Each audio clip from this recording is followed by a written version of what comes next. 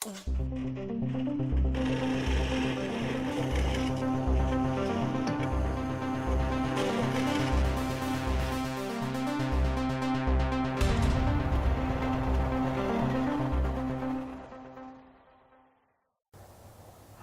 I'm Matt with Ballast Tools Equipment.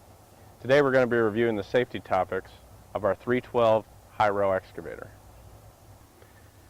Always maintain 3 points of contact when entering and exiting the machine.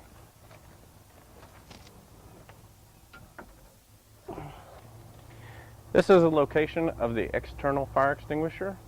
Inside the cab, there's also a fire extinguisher in there, as well as a first aid kit. The excavator is also equipped with an orange 360-degree strobe light. It also has red flashing warning lights for when working on the rail, and is also equipped with a backup camera. The excavator is equipped with a braking system for the rail wheels. These brakes can be used as a parking brake as well as a service brake while traveling the excavator. Thanks for watching, and for more information, please check out our website. And as always, be safe out there.